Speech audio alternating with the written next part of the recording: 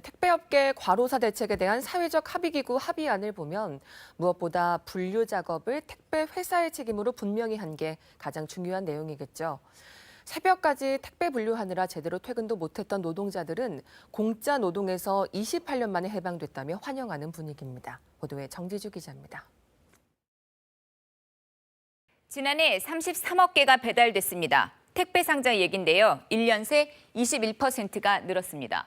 코로나19 여파가 컸습니다. 온라인 쇼핑 많이들 하셨죠. 국민 한 사람이 최소 63번은 택배를 이용한 셈이라는데요.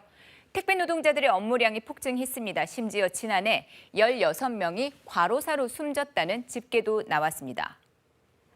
그래서 택배 노조 오는 27일 총파업을 예고했습니다.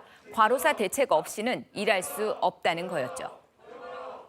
택배 노동자를 살릴 수 있는 근본적 해결 대책과 대책 이행을 강제할 방안이 절실히 필요합니다. 파업 직전까지 갔습니다. 택배 노사와 당정이 모인 사회적 합의 기구가 극적으로 합의안을 마련했고요. 협상이 타결됐습니다. 자, 핵심 쟁점이었던 분류 작업, 택배사 몫임을 분명히 했습니다. 지하철 터미널에 도착한 택배들을 담당 구역별로 나누고요. 그리고 이걸 택배차에 옮기는 과정을 말하는 건데요. 이 업무, 택배가 우리나라에 도입된 이래 28년 동안 택배 기사들이 거의 공짜로 해왔었거든요. 성수기에는 택배 노동자 63% 정도가 하루 5시간 이상 이 분류 작업에 매달린다는 통계도 있습니다. 그러다 보니 배송은 오후에 시작되죠. 그 배송 한밤중에도 끝나질 않습니다. 과로의 연속이었던 거죠. 이 합의문에 따르면 택배사는 이 분류 작업을 위한 자동화 설비를 갖춰야 합니다. 그게 안 돼서 만약에 택배 기사가 참여를 한다면 대가를 지급해야 합니다. 공짜는 안 된다는 건데 이 부분에 걱정도 있습니다. 그 택배 사업주의 책임으로 이렇게 해서 이제 보완했지만 여전히 택배 기사에게 전가할 수 있는 내용들을 원천적으로 차단하지는 못했다라고 하는 아쉬움이 있습니다.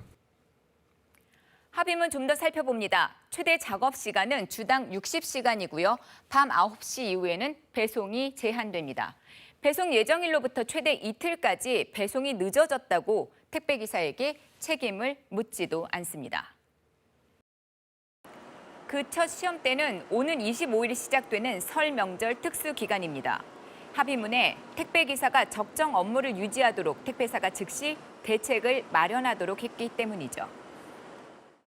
설 특수기 물량 증가를 대비해서 차량과 현장 인력을 확보하고 현재 논의 중인 현장 인력에 대한 고객 투입에 대해서도 검토해서 자, 사실 이렇게 분류 인력을 투입하겠다고 약속했던 거 이번이 처음은 아닙니다. 벌써 석 달 전이죠. 노동자들이 잇단 과로사에 택배사들이 앞다퉈 대책을 발표했었거든요. 예전 1000명 투입한다 그랬는데 제가 파악한 바로는 거의 없습니다. 사측에서는 한 200~300명 투입됐다고 얘기를 하는데 확인된 바는 없습니다. 자, 그래서 이번에는 좀 다르지 않을까 기대를 걸어봅니다.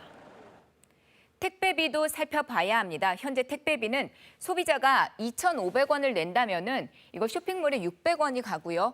그리고 1,900원을 택배기사와 대리점 그리고 택배사가 나눠 갖는 구조입니다.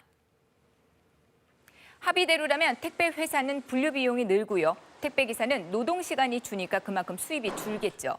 택배 요금 인상이 답이라는 결론에 도달합니다. 자, 그래서 정부는 실태를 조사한 뒤에 이 인상액을 결정하기로 했습니다. 여기에 변수가 있습니다. 소비자들이 과연 택배 요금 인상을 공감하느냐 이건데요. 자, 일단 사회적 합의기구는 다음 달부터 후속 논의를 하고요. 올 상반기까지 표준 계약서를 마련하기로 했습니다. KBS 뉴스 정지주입니다.